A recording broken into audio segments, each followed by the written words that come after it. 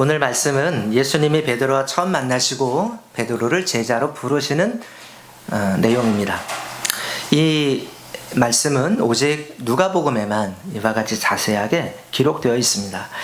읽을 때마다 단순하고 짧은 내용이지만 놀랍게도 저는 이 부분을 읽을 때마다 받는 은혜가 달라요. 새로운 은혜가 있어요. 우리 성도들에게도 그러하기를 축원합니다. 오늘은 다른 방식으로 부르신다 하는 제목으로 함께 은혜 받고자 합니다. 주님이 제자를 부르시는 방식이 세상의 그것과 다르다는 것입니다. 우리가 두 가지로 함께 말씀을 생각하려고 합니다. 첫째는 나의 생각과 상식을 깨뜨림으로 부르십니다. 해봅시다. 나의 생각과 상식을 깨뜨림으로 부르신다. 다시 말해서 내 생각, 내 상식과 전혀 다르게 주님이 부르신다는 이야기죠. 일꾼을 뽑을 때 여러분 잘하고 능력 있는 사람을 뽑겠습니까? 무능력한 사람을 뽑겠습니까? 능력 있는 사람을 뽑으려고 하죠. 어떻게 하든 이 중에 제일 잘하고 제일 특출한 사람을 뽑는 것이 당연한 상식 아니겠어요? 그런데 주님이 제자들을 부르실 때 탁월하고 능력이 있어서 택한 사람, 저 사람이 일 잘하고 어떤 능력이 대단해서 뽑은 사람이 12 중에 하나도 없습니다. 그 사람의 능력 뽑은 제자는 한 사람도 없어요. 특별히 오늘 말씀의 베드로는 오히려 반대입니다. 성공해서가 아니라 오히려 실패하고 전적으로 무능력해져 있는데 그 무능력하고 실패한 그 사람을 뻔히 보면서 그 베드로를 제자로 삼고 뽑아요. 베드로가 밤새도록 수고했습니다. 그런데 고기를 한 마리도 잡지 못했다 했습니다. 자기 전문 분야에서 이렇게 실패한 사람이 어디 있어요? 아니 밤이 새도록 고기를 잡는데 어부가 낚시도 아니고 그물로 잡는데 그 큰 그물로 잡는데 고기를 한 마리도 밤새 못 잡아요? 아니 한 마리는 잡아야지 10마리는 잡아야지 100마리 1000마리를 못 잡아도 한 마리도 못 잡아. 완전 실패죠. 5절 말씀 읽어보겠습니다. 시몬이 대답하여 이르되 선생님 우리들이 밤이 새도록 수고하였으되 잡은 것이 없지만은. 밤새도록 그물을 던졌습니다. 남들 잘 때 자지 않고 쉴 때 쉬지 않고 열심히 일했지만 완전 허탕입니다. 이렇게 허탕일 수 있어요? 베드로는 갈릴리 호수 전문가입니다. 이 사람은 여기에서 나고 자란 사람입니다. 갈릴리 호수는 위아래로 대략 20km, 가로로는 한 13km 되는 호수예요. 그러니까 사실은 호수가 굉장히 큰 거죠. 20km짜리 호수가 우리나라에 있는지 모르지만 어마어마한 거 아닙니까? 20km. 큰 호수예요. 그래도 베드로는 평생을 이곳에서 살아왔기에, 이곳에서 평생 고기잡이 했기에 그 호수의 곳곳 속속들이 다 잘 알고 있습니다. 호수가 얼마나 크고 저기 가면 뭐가 있고 또 저쪽으로 가면 물이 어떻고 저쪽에 곳곳마다 살고 있는 물고기 종류가 어떤 것인지도 다 알고 언제 잡아야 하는지도 알고 어떻게 해야 되는지도 다 알아요. 그런 그가 오늘 한 마리도 잡지 못했습니다. 어부로서의 경력, 갈릴리에 대한 지식, 그간의 경험 이 모든 것들이 다 무용지물이고 아무것도 의미가 없어요. 아무것도 의미가 없는 거예요. 하나도 못 잡았는데. 실패도 이런 실패가 없습니다. 바로 이때에 주님이 이 베드로를 찾아오십니다. 실패한 베드로에게 오셨고 그 실패한 베드로의 배에 주님이 그걸 지적해서 지명해서 내가 이 배에 오르겠다고 주님이 말씀하세요. 나름의 지역 전문가인 베드로가 밤새 쓰고 수고했지만 완전 망한 바로 그때에 그 베드로와 그 배를 주님이 그것을 선택하고 그것을 꼽아서 내가 너의 배에 너를 만나고 너의 배에 올라야겠다라고 말씀하고 있습니다. 즉 다시 말하면 예수님이 이 베드로를 찾아오신 거예요. 지나가다가 우연히 만난 게 아니라 이 베드로를 주님이 찾아서 오셨어요. 왜 하필 이때 오셨을까요? 바로 하필 그때 오신 거예요. 하필 그때가 되도록 만드시고 그렇게 되도록 만드시고 그때 오신 거예요. 성공하고 잘 되어야 쓰임 받는다는 본능, 상식, 이것은 주님께 통하지 않습니다. 주님은 오히려 실패하고 무너졌을 때 다가오시고 만나주시고 불러주십니다. 여러분 복음 아닙니까? 실패했다고 낭망할 것도 없습니다. 주님이 나의 배에 오르시기만 하면, 나와 함께 하시기만 하면 주님은 새 기회를 주시지 않겠습니까? 한 마리도 못 잡게, 아니 이 성경을 아무리 봐도 한 마리도 못 잡았다는 게 기적 아니에요? 아니 한 마리도 못 잡았다는 게 내 눈에는 기적이에요. 아니 어떻게 한 마리도 못 잡아? 혹시 바다에서 태어나신 분 없어요? 고기잡이 해보신 분 없어요? 아니 어떻게 한 마리도 못 잡을 수가 있죠? 실패하고 낙담했다고, 저 안 됐다고 실망할 거 없어요. 4절 읽어보겠습니다. 말씀을 마치시고 시몬에게 이르시되 깊은 데로 가서 그물을 내려 고기를 잡아라. 실패한 베드로에게 주님이 다시 한번 이상한 말씀을 하세요. 그물을, 저리 가서 그물을 내려봐라. 다시 잡아봐라. 여러분 지금 이 상황이, 베드로가 밤새도록 고생하고 돌아왔어요. 한 마리도 못 잡아서 너무 지쳤어요. 몸도 지치고 마음도 지쳤어요. 이 베드로 보고 다시 나가라고요? 다시 나가서 그물을 내리라고요? 생고생을 또 하라고요? 이렇게 말하는 게 여러분 쉬운 일입니까? 이 사람은 편안한 상황이 아니라니까요. 또 나름 전문가인 베드로도 한 마리 못 잡았는데 다시 한다고 고기가 잡힐 보장이 있어요? 더구나 예수님이 하시는 지금 이 말씀들은 이 어업의 이치에 전혀 맞지가 않습니다. 먼저는 고기는 낮이 아니라 밤에 잡아야 돼요. 그런데 밤새 베드로가 고기 잡아서 한 마리도 못 잡았고 지금은 아침, 낮이 됐어요. 지금 가서 하라고? 이전에 하는 때가 아니야. 시간이 안 맞아. 고기는 또 얕은 곳에 있습니다. 깊은 데 있는 게 아니에요. 그런데 깊은 데 가서 고기를, 그물을 내리려잖아요. 맞지 않죠 이제. 베드로는 갈릴리 호수 전문가예요. 평생 여기서 나고 자라고 평생 일했는데요. 예수님은 나사렛이잖아요. 나사렛. 예수님 목수 아니에요. 목수. 아니 목수하는 사람이 고기에 대해 뭘 안다고 이래라 저래라 감나라 대추나라 합니까? 모든 내용이 생각과 상식에 안 맞아요. 사람의 생각과 상식에 안 맞아. 안 맞아. 예수님이 하시는 말씀이 로또요. 하나도 안 맞아. 이치에 안 맞는 말씀만 골라하고 있어요. 그런데 여러분 놀라운 거, 예수님의 말씀도 놀라운데 더 놀라운 건 베드로가 어떻게 하느냐예요. 주님 말씀대로 하네. 주님 하신 말씀에 그가 순종해요. 5절 시몬이 대답하여 이르되 선생님 우리들이 밤이 새도록 수고하였으되 잡은 것 얻은 것이 없지만은 말씀에 의지하여 그물을 내리리다. 우리 성도들에게 이런 믿음이 있습니까? 이런 믿음 되시기를 기원합니다. 순종은 내 생각에 다 맞아서 하는 것이 아닙니다. 말씀이니까, 주님이 주신 말씀이니까 그 말씀에 내가 믿고 나를 던지는 거죠. 거기에 던져 넣는 거예요. 이게 될 거라고, 이게 이치에 합당해서가 아니라 주님이 이렇게 말씀하셨으니까 예 그냥 난 합니다 하고 내 존재를 거기다가 던져 넣는 게 순종이지. 다 따져보고 생각하고 판단해보니까 저 이게 옳은 것 같아, 그래서 내가 순종합니다. 아니요, 그건 순종이 아니에요. 그건 계산이지. 주님 우리에게 순종하라고 하지 계산하라고 하지 않으세요. 예수님이 이렇게 말씀하심이, 생각해보면 베드로 망하게 하려고 죽도록 고생하고 나온 사람 또다시 더 죽도록 고생하라고 하려고 이렇게 하시는 걸까요? 하나님께서 인간의 생각, 상식과 전혀 다른 말씀을 하실 때 우리는 항상 신중해야 돼요. 우리 마음에 뭔가 신호가 와야 돼. 아, 이거 주님이 일하시려고 한다. 주님이 뭔가 대단한 일을 이루시려고 한다 하는 내 마음에 아주 반짝반짝하는 어떤 감각의 센스가, 영적 센스가 들어와야 돼요. 아들 이삭을 제물로 바치라는 말씀에 순종할 때 하나님은 아브라함의 믿음을 놀랍게 온전한 믿음으로 아주 인정하시죠. 성경 보면 하나님이 그 순간에 아브라함아 네가 이제야 네가 나를 사랑하는 줄 알았노라. 주님이 그렇게 말씀을 하세요. 그러시면서 그 성경을 보면 이제 인정하신 거 아니에요. 믿음을, 아브라함의 믿음을 이제 온전하게 완전히 100% 퍼펙트 인정하셨어요. 성경 보면 그 이후로 아브라함 이야기가 창세기 12장에서 25장까지 나오는데 이 이야기, 이 사건 이후에는 하나님이 아브라함을 시험, 테스트하는 내용이 한 번도 없어요. 하나님이 아브라함의 믿음을 테스트하는 내용이 하나도 없다니까요. 왜? 하나님 완전히 인정한 거예요. 하나님께 인정받은 믿음이 된 거죠. 사랑하는 성도 여러분, 어떻게 된 겁니까? 아들 이삭을 제물로 바쳐라. 완전 비상식, 완전 비이성적인 이야기를 하시는 하나님의 말씀에, 그 말씀에라도 순종하려고 달려드는 아브라함을 볼 때에 주님이 그와 같이 인정하신 거예요.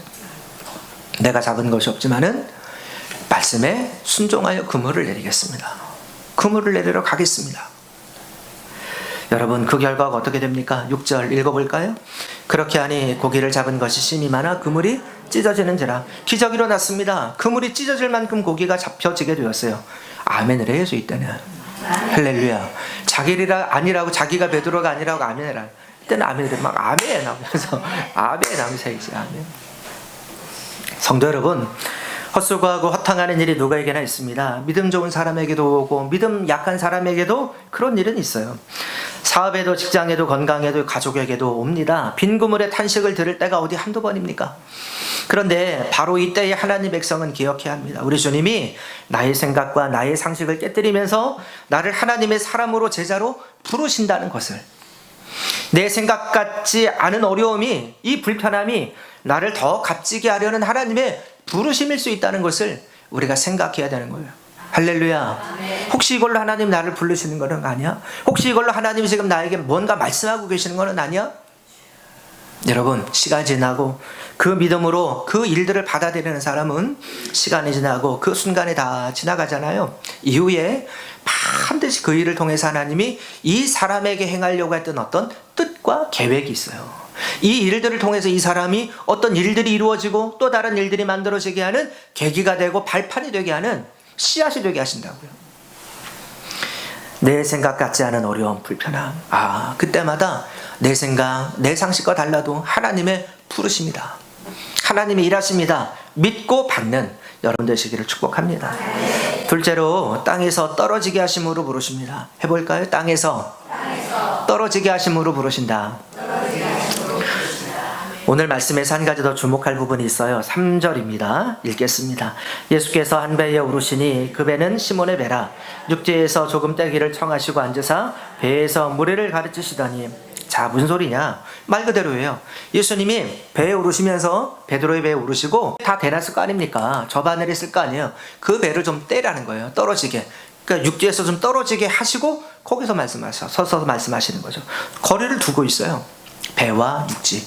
왜 이렇게 하셨을까요? 성경에 그 이야기는 없지만 우리가 생각하고 묵상해 봐야죠. 여기에서 두 가지 단어가 중요합니다. 하나는 육지이고 하나는 조금이에요. 육지는 헬라어 말에 개예요. 개. 옛날에 보면 판개야 뭐 이런 거 있었어요. 옛날 저 과학 시간에 여러분 들으셨을 거예요. 그 개요. 개는 땅을 뜻하는 거예요. 땅. 말 그대로 땅입니다. 또는 이 세상, 또는 이 지구, 이런 거 뜻하는 거예요. 예. 뭐 땅, 세상, 뭐 다이죠. 그러니까 세상, 물리적인 세상, 물리적인 땅, 이것도 맞고, 그것이 아니라 우리가 생각하는 이 세상이 이래 갖고 되겠느냐 할 때에 이 세상이라는 것은 이 땅, 흙을 얘기하는 게 아니잖아요. 이 세상의 풍조, 이 세상의 흐름을 얘기하는 거 아닙니까? 그것까지 맞아요, 다. 어쨌든 예수님께서 이 배를 땅에 조금 떨어지게 하십니다. 성경은 세상에 붙들려 사는 인생을 경고해요. 세상에 붙들려 살지 말라는 거예요. 세상에 붙잡혀 살면은 안 돼요. 세상이 주는 즐거움이 많습니다. 인간의 욕망과 욕심을 세상이 채워주는 곳이기 때문에 그래요. 그래서 세상에 즐거움이 있고 세상에 자랑거리가 있고 세상에 희망이 있고 세상에 낙이 있죠. 왜 세상 낙이 없습니까? 세상에 낙이 많아. 지금도 이 시간에도 우리가 어디 산 같은 데 가보면 어디 유원지 같은 데 이제 뭐 벚꽃 피고 하니까 저 남쪽 어디 벚꽃이 많이 폈겠죠. 그런 데 가면 사람들 가득할 거 아닙니까? 세상 낙이 왜 없어요? 세상 낙이 있지. 그런데 성경은 그것을 경계해요. 왜? 그것을 붙들고 그것을 따라 살면 망하기 때문입니다. 그것 따라가다 보면 망하는 거예요. 죽는 겁니다. 잘못하면. 세상에 붙들려 살면 죽게 되니까 주님이 세상 것 따라 살지 말라고 하는 거예요. 골로새서 3장 2절 읽어볼까요? 위의 것을 생각하고 땅의 것을 생각하지 말라. 왜? 땅의 것을 생각하고 살다가 죽기 때문에 그래요. 망하기 때문에 그렇습니다. 세상에 붙들려 살면 죽으니까 지금 예수님은 육지 세상에서 떨어지게 하시는 거예요. 그러면 우리 중에 구원받고 영적인 은혜를 누릴 사람이 어디 있겠습니까? 세상의 즐거움을 다 버리고 살 수 있어요? 여러분 세상 즐거움 다 버리고 삽니까? 친구도 안 보고 뉴스도 안 보고 텔레비전도 안 보이고 취미도 다 끊고 그러고 삽니까? 한마디로 이 세상 다 버리고 살 수 있어요? 우리가 은혜 많이 받고 성령 받죠. 그러나 그렇다고 이 세상을 떠나 살 수는 없어요. 은혜 받고 성령 받아도 우리 육신의 즐거움도 필요하고 육신의 감정도 필요하고 세상에 자랑하면서 살아가는 것도 필요합니다. 물론 우리는 사도 바울의 나는 날마다 죽노라는 고백처럼 나 자신을 주님께 드리며 삽니다. 그런데 이 말씀도요, 우리가 이렇게 살아야죠. 그런데 이 말씀도 나는 날마다 죽노라 하는 이 말씀은 다시 생각하면 날마다 내가 죽지 않으니까 날마다 죽는 거야. 또는 내가 날마다 죽었는데 그 다음날 다시 살아나네? 그러니까 또 죽어야지. 요즘은 안 죽는다는 겁니다.